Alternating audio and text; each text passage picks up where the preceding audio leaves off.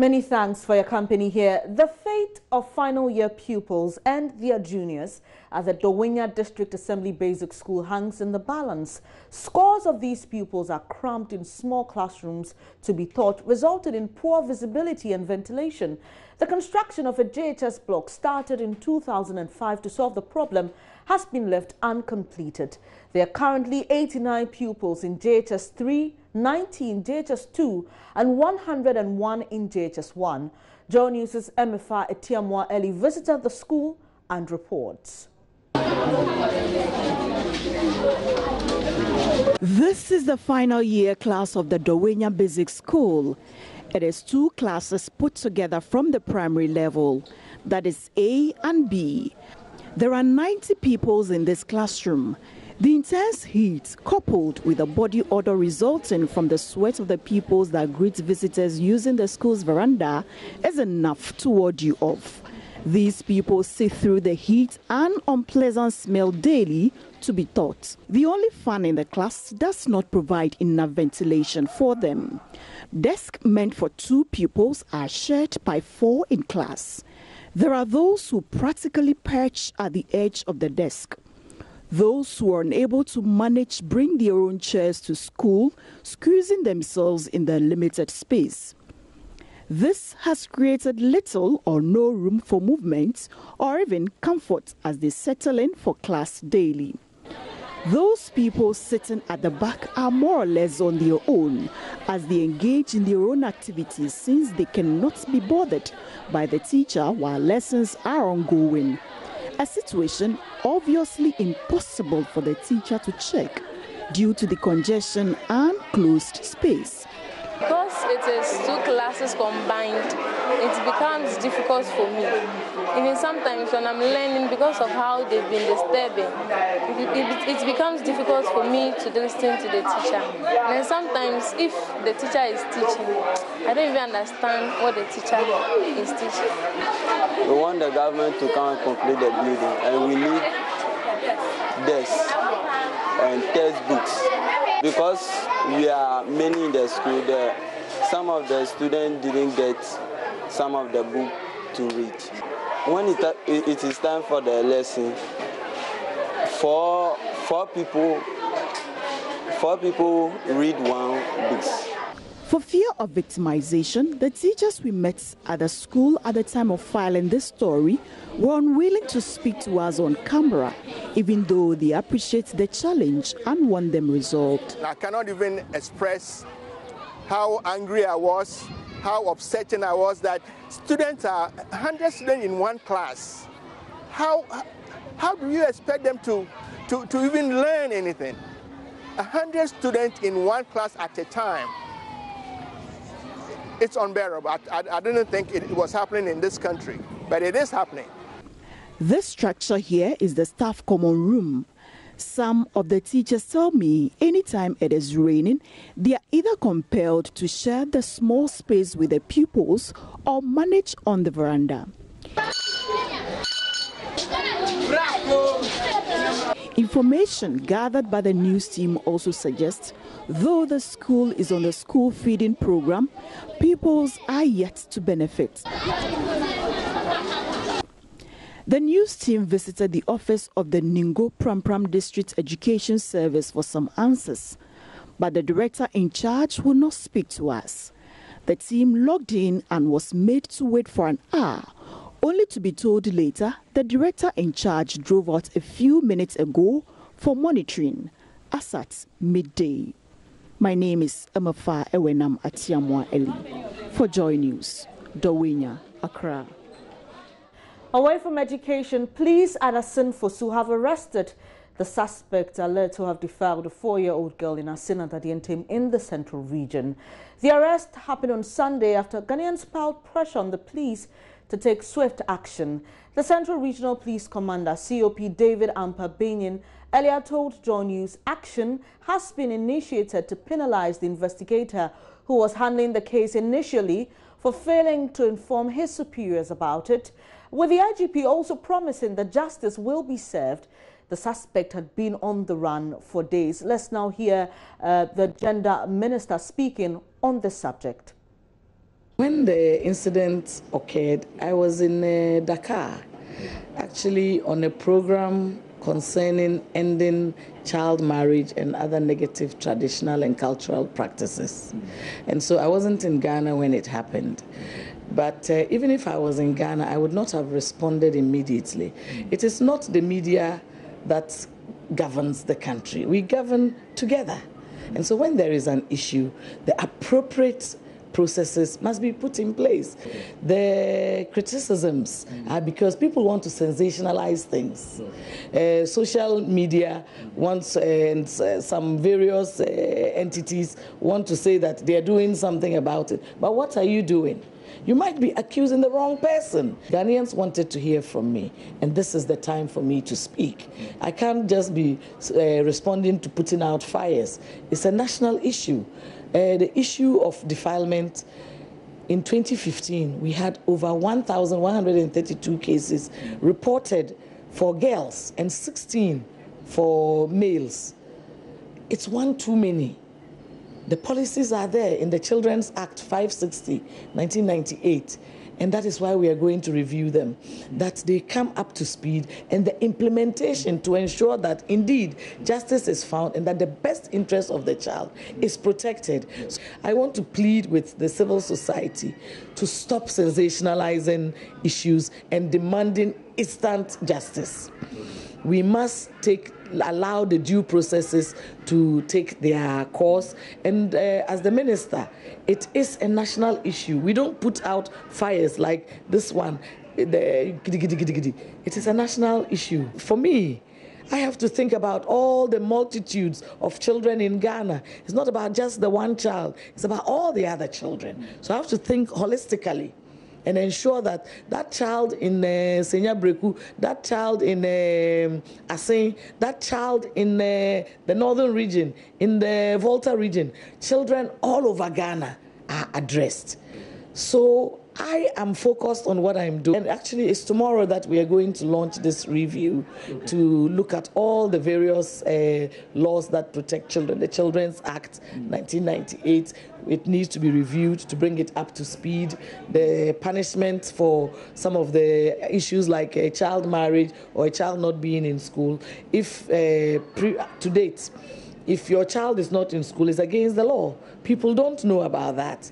And the offense has a punishment of 500 Ghana or 1 year imprisonment or both. Some people think that it's too small, but others don't even know that that law is there. Still on the subject of defilement, she had gone to visit one of her sisters at Assin Manso when one Sir Ebenezer called her and sent her allegedly. Now, she was dragged into a room and brutally raped. But that was not the end. Her rapist tied a rope around her neck to kill her, but she survived the incident. Now she walks around with the mark of that rope around her neck like a chain. The 18-year-old JHS graduate says she thinks she cannot realize her aspirations as the incident has caused so much physical and psychological damage to her. John News's Maxwell Agbagba traveled to Assin Manso to talk to her and has come through with this report. Let us call her Mabna, not her real name. I've met Mabna on her grandmother's farm as she carefully scrutinizes the cocoa pods on the farm. I stand in front of her as she narrates to me her ordeal 2 weeks ago. A good gesture to run an errand for a family friend has now become her source of what she describes as stigma. Mabna now walks around with an injury from the noose tightened around her neck 3 weeks ago. She has lost hope and she thinks her goals can no longer be achieved. Friday was 2 weeks ago. I went to Assin Manso in the evening. I was at my sister's place where she sells eggs. Sir Ebenezer called me to buy something for him. Whilst collecting the money, he dragged me into the room, tore my dress, and had sex with me. I took my phone to call my mom to report what had happened. He took the phone and destroyed it. I told him to let me go home and report to my mother. He told me he will not allow me. He tied me with the rope and hanged me. He slapped me and I fell from the top. I hit my head on the ground and fell unconscious. I was screaming, but nobody heard me because his radio was loud. I did not eat from Friday to Saturday. I feel very bad. I usually don't know what will happen next to me. I think he has ruined my life and I cannot realize my dreams.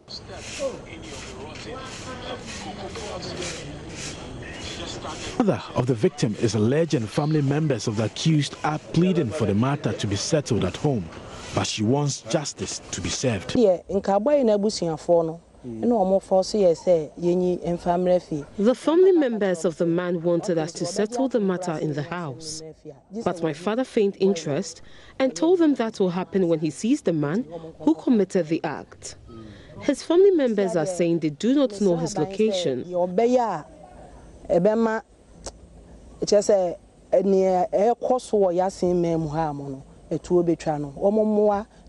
We beg for government intervention on what is happening in Assin. We need to stop it. She usually complains of dizziness and is always distressed. I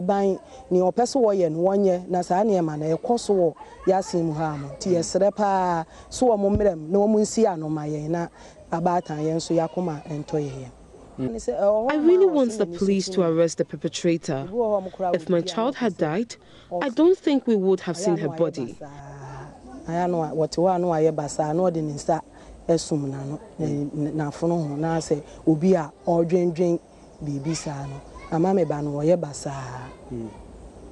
did not know he had that intention. He came here and told me he teaches in a private school nearby. Me who ni se wo ye nipa bi a wo ye basa basa na minim se sa adwen ne kora e wo nitrim se me ba kuma na o kire na de o compassion o se akora ni nimade nti wo ba ha kora be ka kire me se wono wo kire. And he even encouraged me to change schools for one of my daughters, so I did not know he could do that to her. Entumi se nkwala no me nko na me hwe wo nti ma home no entumi nti one day government school na onko nti aya o ta ba se ha me hwe akora no ma ni nsua adie nam si o mate me hwe ma ne sua adie nti wone me ma ne ye free nti nya de a me dwen sa adwen ne kura ma ne se onya me ba na obetumi aye. But the wheels of justice are grinding slowly as police in the central region are yet to arrest the suspect who is currently on the run.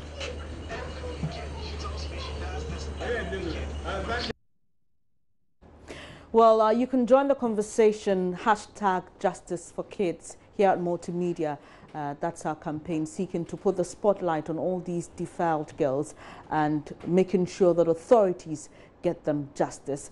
But as many as 57,000 teenage girls became pregnant in Ghana in the first half of this year alone. That's according to international family planning NGO Marie Stopes. At Alajo in Accra, the trend is becoming very worrying for parents and community leaders.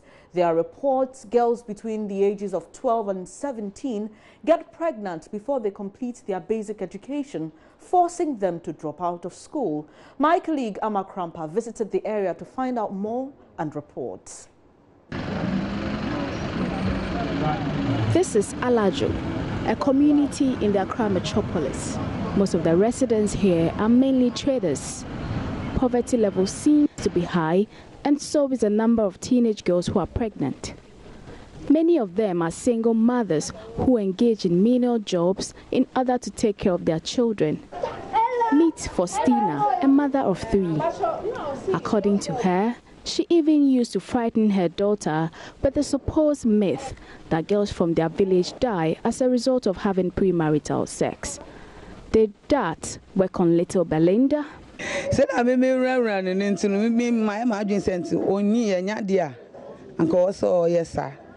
I was totally relaxed because I believed my threats had left fear in the mind of my 15-year-old daughter and that she was still a virgin.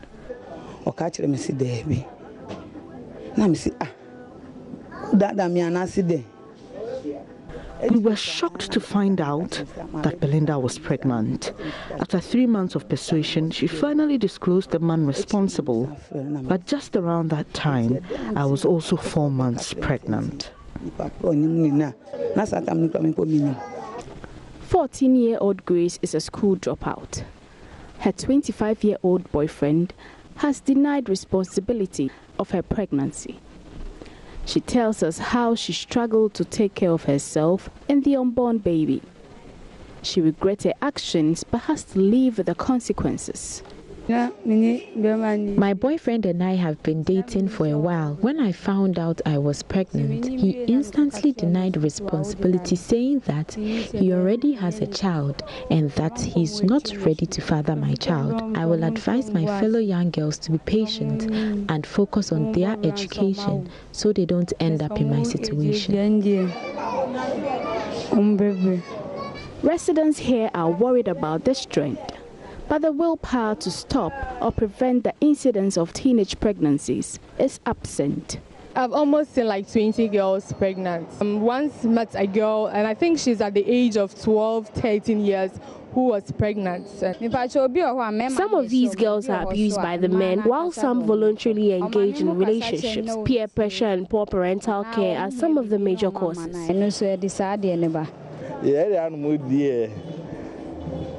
The young men and women here don't sleep at all. This junction is their place of convergence, where they while away time deep into the night, amidst fighting over who took whose boyfriend. We are indeed overwhelmed with the high rate of teenage pregnancy in this area and hope something could be done about it.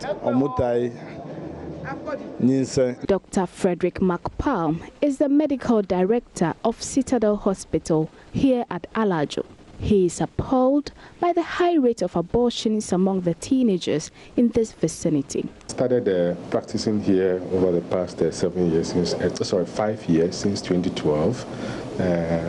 I've seen quite a few the first couple of years that I was here. I started practicing here. Rate-wise, we will not put any rate on it, but we saw it very, very rapidly. The frequency was very high. And then I saw them coming in. I believe that the one thing that scared teenagers off from my facility then was that I made them aware that I did not do abortions. Most of them would come in and say, hey, we have headaches, we have this, and then you investigate and do some laboratory works and you realize that they are pregnant. Some don't even know who impregnated.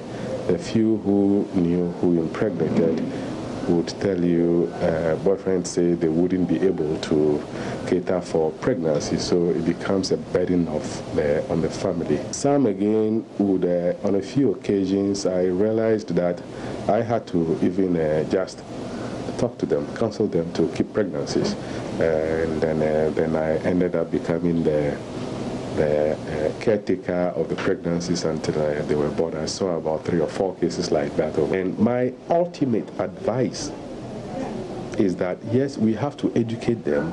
We have to advise them as to know when their ovulatory periods are and to know the implications of having sex during ovulatory periods, okay? I think if we combine all these things together with these other educative ideas that we are talking about will go a long way in curbing some of these teenage pregnancies that are really unnecessary. The people of Alajo may have to deal with more fatherless babies and associated rising poverty levels until stakeholders, including parents, teachers, and authorities, take measures to curb this social vice. Ama Krampa reporting for Joy News. You're watching Joy News today. Just gone by, fate of final year pupils and their juniors of the Dawenya Basic School hangs in the balance as scores of them are crammed into small classrooms. Well, that's due to the halt of work on a JHS block started in 2005.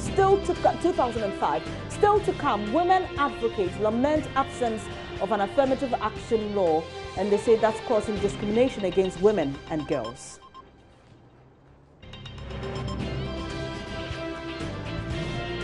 Details of that and more shortly, please stay.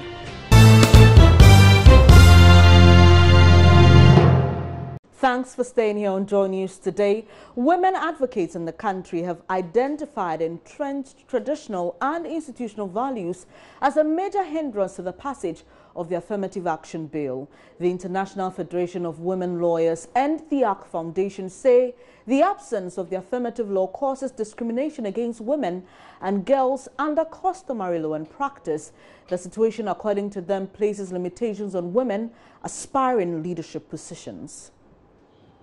The bill, which seeks to rectify discrimination against women, has received cabinet assent but yet to be passed into law. It seeks a 40% participation of women in governance, public positions of power, and decision-making. Ghana has in many ways led the way with pioneering legislations and politics. However, laws that often impact on women and improve gender equality is often resisted by lawmakers. A clear case is the recommendation by Parliament's Legal and Constitutional Committee to expunge from our laws property rights of spouses bill because it was against Ghanaian culture. President of FIDA Ghana, Efua Adoti, says the Affirmative Action Bill is facing similar challenges. It will be naive to assume that there are no entrenched cultural, traditional and institutional values that resist advocacy for the passage of an affirmative action law. FIDA Ghana and FES believe that the Affirmative Action Bill is a must-be-achieved legislation, which cannot be birthed without the distinct role of the members of the Gender and Children Committee, the Legal and Constitutional Committee, as well as any other committee represented here today. Now let's look at the current state of Ghanaian women and girls. In the broader context of societal transformation, opportunities for women and girls are often limited. Women and girls are still discriminated under customary law and practice, making their access and continuation in leadership positions a challenging ambition. A classic example is the current defilement case of the Assin Manso issue we all know about, where the chief of a community preferred to protect a male sexual offender than the life of a little girl. Dr. Angela Dwamna Abuaji, Executive Director of ARC Foundation, disclosed to journalists affirmative action advocacy would have to come to a stop after evaluation shows the objective has been achieved. Affirmative action is actually a temporary measure. If you look at the Convention on the Elimination of All Forms of Discrimination Against Women, which Ghana has signed, among other treaties, you find that affirmative action is supposed to be such that you monitor it, you evaluate it, and when you see that a balance is now happening, then you taper it off. You actually stop when you see that there's a balance as between, let's say, men and women in different spaces of the public sphere. Okay, so it's not supposed to go on forever. And I cited an example of some countries in the Caribbean area where, you know, there was affirmative action for girls, especially in girls' education. The girls really took advantage. People sent their girls to school, and now there are several educated girls in those countries, much more than the men. But when the government realized that more of the boys were falling out of school or deciding to go into trading and business and so on, they instituted affirmative action for boys in the educational sphere. And they got boys back going to school and so on. And so that's an important part of the process of affirmative action that we should understand. Okay. She urged the Gender Ministry to speed up processes at ensuring the bill is put before Parliament for approval. Kofi Sian reporting for Joy News. Lapses in Ghana's land administration system and the ensuing fights and litigation that comes up have given rise to a situation where landowners engage the services of strong young men who are usually armed to protect their lands. Now, these young men are usually referred to as land guards, and there are several gangs across the country. Their job is to guard the lands of their paymasters against all encroachers, entities or individuals who may lay claim to it. Joy News' Latif Idris has been finding out about the operations of these land guards as part of our latest hotline documentary, Land Wars. The inefficiencies in the country's land management system gave rise to an outlawed group. Here, we call them land guards. They've been protecting lands across the country, but many see these individuals as criminals. There are so many issues. You know, in Ghana here, especially Accra, you are the owner of the land, but somebody who can come later on, he say it belongs to him, the land belongs to him, with the same document. Somebody is holding document, somebody too is holding document. So that side, you have to involve land guards. So the hard one will take the land. Wow. Even if you are not the legitimate owner of the land, once you can hire land guards like yourself, you can confiscate the land. Because you are holding documents, I'm also holding documents. So if it were you, what you will do? Because when you take the matter to police station or to court, it will take some time. And you want to develop the land very urgently because there is a problem on the land. So you have to bring in land guards to protect the land. As we are working day and night, we have been here, we sleep here, we do everything here. How helpful have these informants been to your business? I must say, to your outlawed business. Why do you say outlaw? Why? It's outlawed, isn't it? When there is no job in the system, how do you do? You find your own job to survive. So I don't think it's outlaw. The government and the police people are misunderstanding. The people who understand the job, if they come on their side, they don't disturb us. But we have some of your colleagues who go about hitting people, slashing people with cutlasses, hitting people with cudgels, shooting and killing. That makes your job unacceptable, to put it bluntly. Ion? This is an interesting question. You know, in everything, there is bad, there is good. Okay. Even within your sons or daughters, there is bad girl, there is good girl. So anything, you cannot find him 100%. We cannot say we are perfect, but in anything, there is good and bad. That is what I can say. Latif Idris, that was an excerpt of the Hotline documentary Land Wars, which will be airing soon here on this channel. Do stay glued for details. There's more news when you visit myjoyonline.com.